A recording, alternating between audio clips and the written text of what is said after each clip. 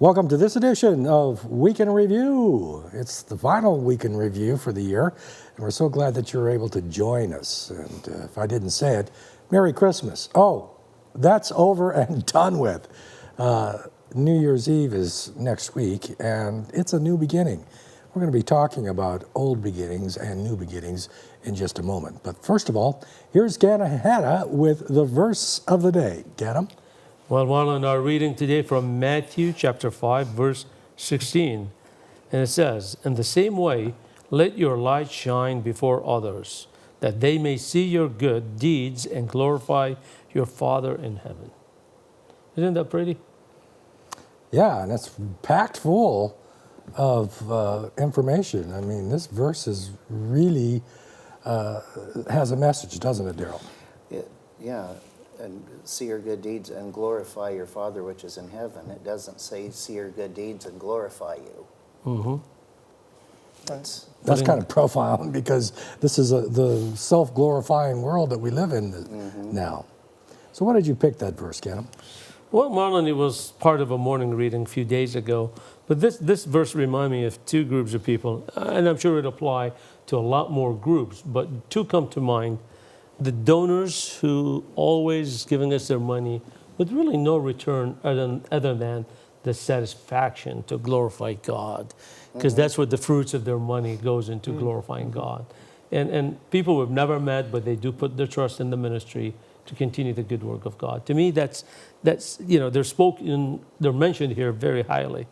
And the second part, the people who made an impact on my life, people who preached through their actions, people who had integrity, people who did what they said, people who followed God's words, and they were not all talk, and the rest will show.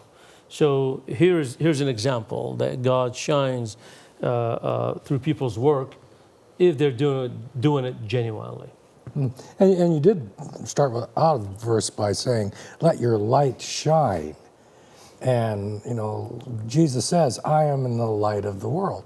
And when you mention the donors, they are letting the light shine, the light of the knowledge of Jesus through the Loma Linda Broadcasting Network. Now, the light has many significant aspects to it. Can you name another one, Jake? Well, I think it's being proactive as Christ was when he walked on the earth. I think he gave away several times he gave away his lunch and his dinner to people who needed it on the street, as we read in the Spirit Prophecy.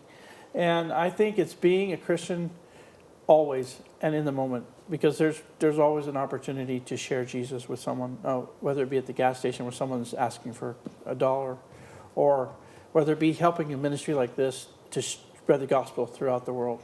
Yeah, and this ministry is a light on the hill. We talk about hiding your light under a bushel, your candle. Nobody can see it.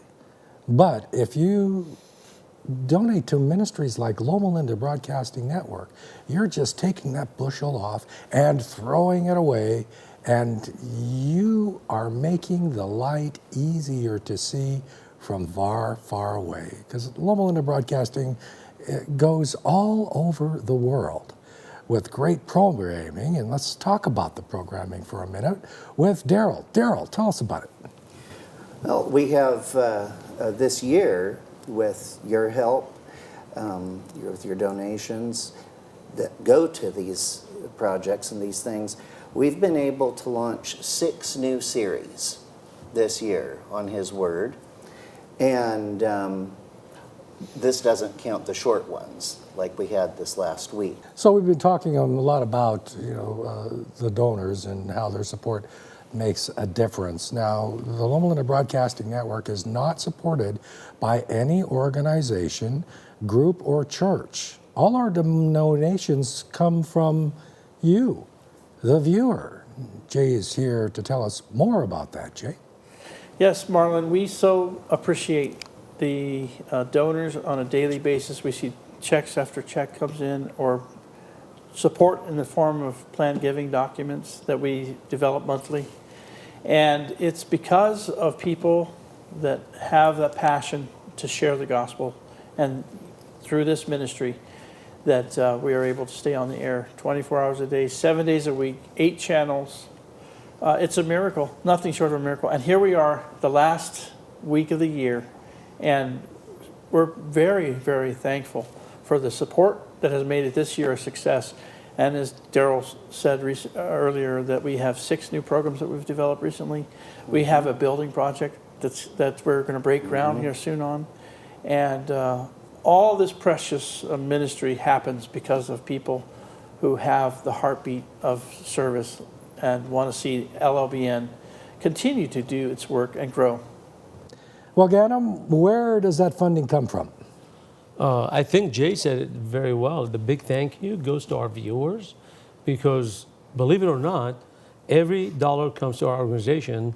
99% of our money comes from our precious viewers out there who believes in the ministry of God, who wants to shine the light throughout the world, and they support us with their funding. Some dollars comes from programming, but it shocks a lot of people when they ask me if local churches in Loma Linda must be helping us a lot financially. Well, no, it doesn't work that way. There is no local church or distant church. There is no local institution, for-profit or non-profit, that gives us any money locally or beyond. So it's clear as that. All our money comes from the Lord through the faith of the individuals out there who watch LLBN, who are inspired by the Word of God and want to help and contribute to carry on the message of LLBN into the world. So to make it clear, LLBN received no funding from no local church or local entity. It doesn't matter if it's education or health or government or city, doesn't matter. We get no money from anyone except, again, our beloved viewers. But you know, for viewers who watch and haven't given, this is just a small tip. If 500,000 believers, beside those who have committed to give to LLBN on a regular basis, if 500 committed believers decided to give $1 each, that's $500,000 for LLBN. Well, let's make it 2. Whatever the Lord inspired, but those who haven't given, it's okay. It's our gift to you. We're glad you're able to watch LLBN. But even if you contributed $1, you have no idea who that dollar to who other dollars that you're adding on.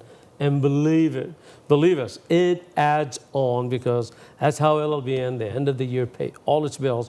It's from dollars, $5, $10, $100. And of course, there are a lot more bigger and generous gifts comes along. But collectively, together, that's how we are able to continue preaching and broadcasting worldwide and building a new building. Thank you, Ganem. You're welcome. Well, we're ending this week in review on a very somber and sad note. One of our great supporters, volunteer, and a man that really put Jesus first, has gone to rest and is looking forward to his soon return. Ganem Hanna is here to tell us who he is and just a little bit about him. Ganem? Well, folks, with heavy heart, I'll share with you that we lost a very, very dear friend and someone who we consider one of the LLBN pillars. We lost Gary Stanhiser. For the local community, many know who Gary Stanhiser is. He's a man of integrity with lots of love and compassion in his heart for others.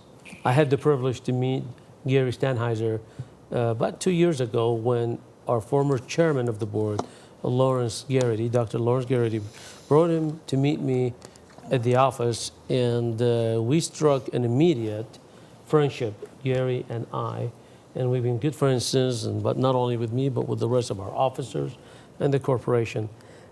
What impressed me about Gary, he is a man well focused on serving the needy, and that's where our friendship began. I was amazed to hear about all the testimonies that Dr. Garrity shared with us, and some by Gary, but the places that he had made a difference in. He had sent food and containers and supplies to places in Africa, in the Philippines, Malawi, Ukraine, and the list goes on. On top of his continued commitment, he stepped in and started helping LLBN in an amazing way, morally, He certainly was a generous donor, and he was someone who's committed to our cause, showed up in any meetings he can.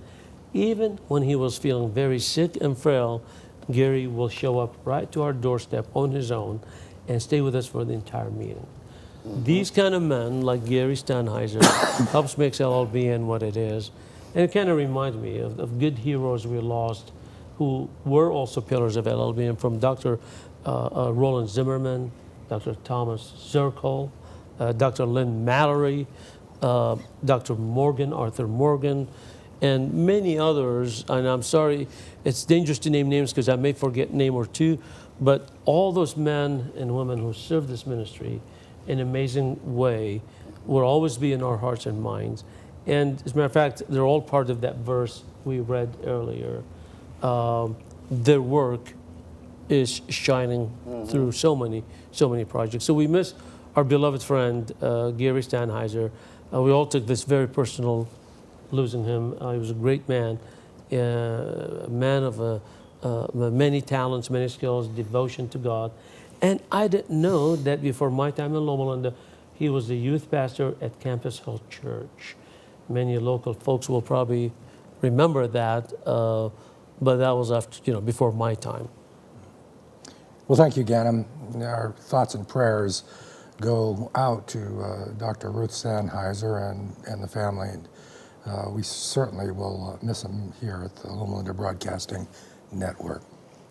So with heavy hearts, we wish you a happy new year, and thank you for your prayers and your support for this ministry that's going around the world, taking the good news of Jesus Christ soon coming to all that would hear it. Thank you from the Loma Linda Broadcasting Network. See you next time on Week in Review.